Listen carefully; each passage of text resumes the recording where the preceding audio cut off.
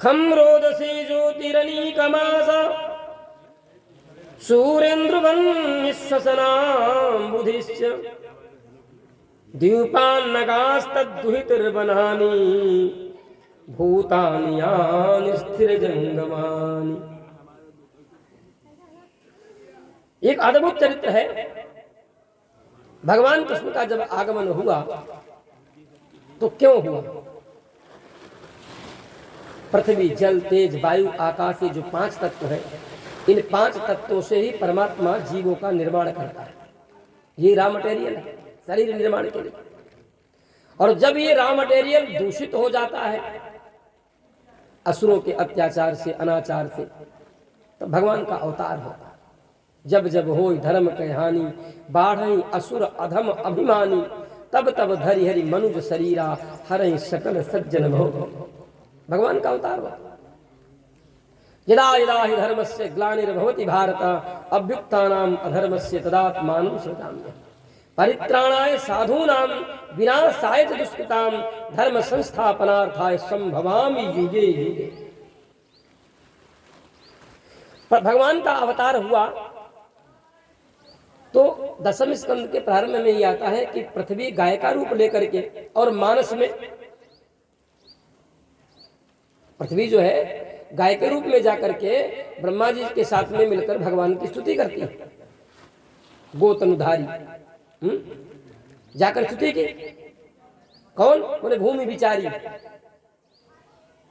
और भगवान तब आए। अब पृथ्वी 12 अवतार में भगवान के पसीने के बूंद से पृथ्वी का जो गर्भ स्थापित हुआ था, जिससे भौमासुर का प्रादुर्भाव हुआ था, भगवान से पृथ्वी ने वचन भी मांगा था कि प्रभु हमारे पुत्र को मत मारना, क्योंकि पसीना जो शरीर से निकलता है ना, वो तमोगुण होता है। आंखों से आंसू जो निकलते हैं वो रजोगुणी और सत्वगुणी होते हैं, और शरीर से जो पसीना निकलता है वो तमोगुणी होता है। आंसू तो कभी भक्ति से भी, भगवान का चिंतन करने पर भी बहते हैं, जिसको लोग कहते हैं सुख के आंसू बहते हैं। श्रद्धा भक्ति से भगवान का कीर्तन करने पर भी आंसू निकल आता है। सगद गदा द्रवते यस्य चित्तम रुदन्ति भीष्णम हसति क्वचिच्च विलिज्य उदगायति नृत्यते वा मद भक्ति युक्तः भुवनं पुनाति। मम गुण गावत पुलक शरीरा गदगद गिरा नयन बहनीया। ये भक्ति का स्वरूप, ये सत्वगुण संपन्न। और जब किसी अपने परिजन के वियोग में आंखों से आंसू निकलते हैं, वो रजोगुणी होते हैं। भगवान के शरीर से पसीने से जो भौमासुर का प्रादुर्भाव हुआ तो पृथ्वी ने प्रार्थना की। भगवान ने कहा ठीक है, ऐसा ही करेंगे, मारेंगे नहीं, लेकिन देवी जब तुम स्वयं कहोगी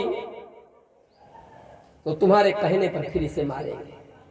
तो पृथ्वी ने सोचा हम तो माँ है, माँ होकर के अपने बेटे को मारने के लिए क्यों कहेंगे, कोई बात नहीं। द्वापर में भगवान का जब अवतार हुआ तो महाराज सत्राजित के यहाँ उनकी पुत्री के रूप में, सत्यभामा के रूप में पृथ्वी का प्रादुर्भाव हुआ, और वही पृथ्वी भौमासुर की मां है। इधर भगवान ने आज पहली बार मिट्टी खाई। किस लिए? पृथ्वी को बताने के लिए कि मेरा आगमन हो चुका है, सूचना देने के लिए। और जब मिट्टी खाई तो सब गोपगणों ने आकर के यशोदा जी को संदेशा दिया कि तुम्हारे लाला ने आज मिट्टी खाई। यशोदा तेरे लाला ने ब्रजरज खाई।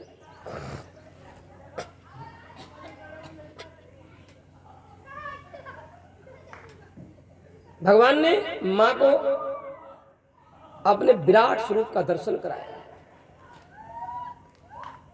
कहते तो है कि मिट्टी खाई, हाथों में भी लगी है, दांतों में भी लगी है, जीभ में भी लगी है, तब प्रमाण देने की आवश्यकता है क्या? लेकिन भगवान फिर भी प्रमाण दे रहे हैं। ना हम भक्षितवान अम्ब सर्वे मिथ्याभिशंसिना, यदि सत्य बचस्तरहि समक्षम पश्य में मुखम। हमने मिट्टी नहीं खाई, ये सब झूठ बोल रहे हैं। और यदि आपको विश्वास नहीं है तो हमारे मुख में देख लो। और जब भैया मुख में देखा, भगवान ने मुंह फैलाया, यशोदा जी ने मुख में देखा तो खम्रोदसी ज्योतिरनीकमासा सूरेन्द्र वन्यश्वसनां बुधिश्च द्यूपान्नगास्तद्दुहितर्वनानि भूतानि यानि स्थिर जंगमानि। भगवान के मुख में आकाश, द्यावा, भूमि, नक्षत्र मंडल, दिशाएं, सूर्य, चंद्र, अग्नि, वायु, समुद्र, द्वीप, पर्वत, नदी, स्थावर, जंगम सब कुछ दिखाई पड़ा। यशोदा ने आंखें बंद करनी, लगता मेरे लल्ला के मुख में कोई भूत प्रेत घुस गया। घबरा गई, मन ही मन में आंखें बंद करके भगवान से प्रार्थना करती, जो कछु हमने पूजन कियो वाको फल हो, मेरे लल्ला ठीक हो जाए। भगवान ने देखा कि मैया के माया ने पकड़ रखा है। भगवान ने माया का पर्दा हटाया और जैसे ही पर्दा हटा तो माँ उठी। माँ की आंख खोली तो देखा लल्ला रो रहा आंखों। और भगवान के पास सबसे बढ़िया तरीका यही है, आंखों में हाथ लगा के, बच्चा जब रोने लगता है ना तो कितना भी बड़ी गुस्सा हो लेकिन फिर भी वो, यशोदा सब भूल गई। अब भगवान थोड़े और बड़े हुए, नामकरण कर अवसर आया। नामकरण का अवसर आया। विचार करो, नामकरण के अवसर पर भी एक विद्वान के, ब्राह्मण की आवश्यकता होती है, जिसको ज्योतिष का भी बोध हो। अब तो प्राय लोग ऐसे ही किसी को भी बुला के नामकरण करा देते हैं। नामकरण का मतलब जन्म कुंडली के उस अंग को बनाने में ब्राह्मण संपन्न हो, जिसको हम लोग कहते हैं जन्मांक। और जब जन्मांक बन जाएगा तो किस नक्षत्र के किस चरण में बालक का जन्म हुआ ये पता चल जाएगा। इसकी लग्न कौन है, यहीं तक तो ब्राह्मण बालक के नामकरण को देखकर फलादेश करते थे, ये कैसा बालक होगा कैसा नहीं होगा। अब उसका नाम रखो, लेकिन जब बोध नहीं है तो ऐसी कहानी चलती रहती। हमसे कोई कहता पंडित जी हमारे बच्चे का नामकरण संस्कार कर दो, तो हम तो कहते भैया हमें आता ही नहीं। सीधी सी बात, हम क्यों हेरा फेरी करें, जो काम आता ही नहीं उसमें हम क्यों कहें नहीं हम चलो करेंगे, मना कर देते। भाई किसी ज्योतिष के विद्वान ब्राह्मण को बुलाओ, पुरोहित की आवश्यकता नहीं। वशिष्ठ जैसा पुरोहित किसी का नहीं होगा। जितने भी आजकल कर्मकांडी पंडित हैं या यजमान हैं, उस बात को कान खोलकर समझ लें कि वशिष्ठ जैसा पुरोहित किसी को नहीं मिलेगा। लेकिन दशरथ जी को जब उन्होंने कहा कि तुम्हारे धर्म ही रहोगे सुतिचारी, महाराज कब होंगे? बोले तुम यज्ञ कराओ, पुत्रष्टि यज्ञ कराओ कि तुम्हारे पुत्र होंगे।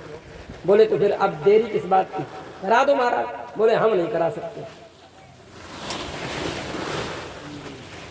वशिष्ठ जैसा पुरोहित होकर के अपने यजमान दशरथ से मना कर रहा है कि मैं तुम्हारा यज्ञ नहीं करा सकता। क्यों? बोले हमें ये यज्ञ कराने की जानकारी नहीं, तुम श्रृंगी ऋषि को बुला लो। आज का अगर पंडित हो तो ना नहीं कर सकता। आज के पंडित से अगर तुम कुछ भी कह दो कराने के लिए, हाँ बिल्कुल, मना कर दिया। और वही श्रृंगी ऋषि जब आए, पुत्रष्टि यज्ञ हुई और वशिष्ठ जी का वचन सत्य हुआ, 4 पुत्र हुए।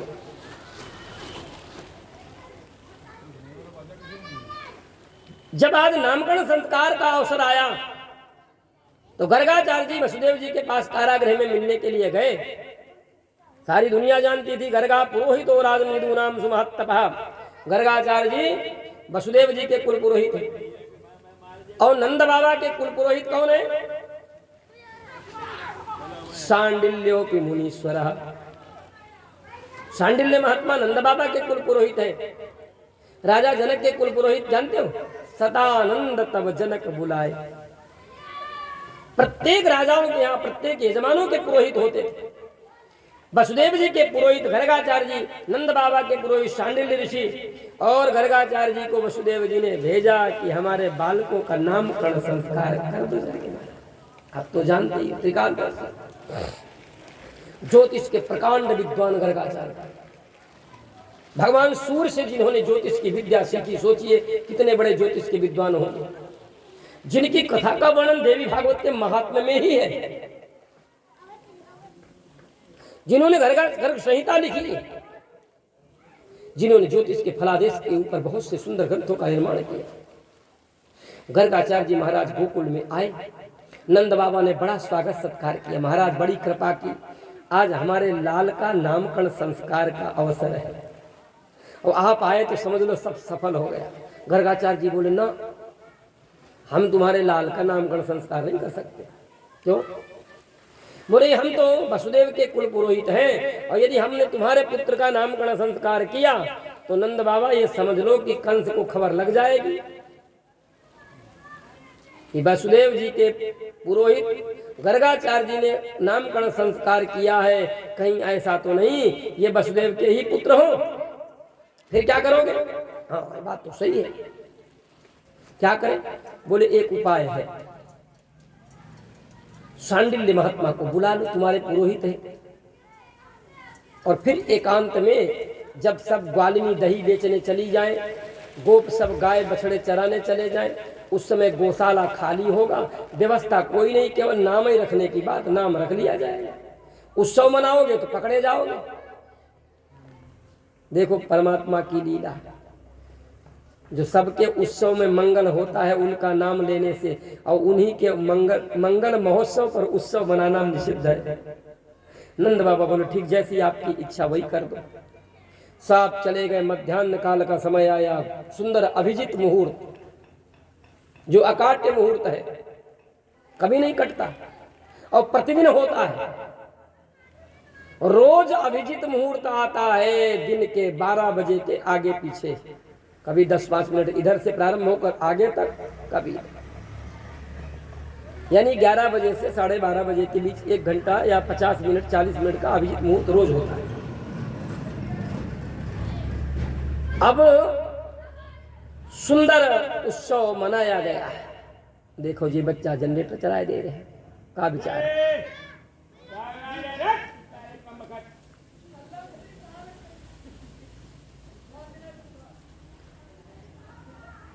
प्रेम से बोलो वृंदावन बिहारी लाल की।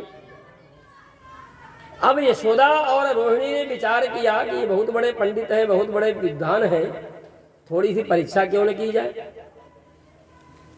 संयोग ऐसा बना कि रोहिणी का लाल जो वो यशोदा की गोद में और यशोदा का लाल जो रोहिणी की गोद में, वहां कोई भेद दृष्टि तो थी नहीं। जब घर से चले तो जिसका लाल जिसको मिल गया वही लेकर चल दिया। और जब वहां पर पहुंचे तो यशोदा जी बलराम जी को गोद में लिए हैं और रोहिणी जी कृष्ण को गोद में लिए बैठी हैं, ये परीक्षार्थ। अब वहां पर गर्गाचार्य जी ने देखा तो सबसे पहले यशोदा की ओर दृष्टि पड़ी। तब नंद बाबा की यहाँ जो पत्नी यशोदा जी बैठी हैं उनकी ओर देख करके गर्गाचार्य जी ने कहा, हो बहुत सुंदर, बहुत सुंदर सुंदर स्वस्ति वाचन के वेद मंत्र बोल करके स्वस्ति वाचन करते हुए भगवान का स्मरण करते हुए गर्गाचार्य जी कहते हैं, अयं ही रोहिणी पुत्र। जैसे ही यशोदा जी की ओर उंगली उठाकर गर्गाचार्य जी ने कहा अयं ही रोहिणी पुत्र, वैसे ही रोहिणी ने यशोदा की ओर देखा, यशोदा ने रोहिणी की ओर देखा, पकड़े गए।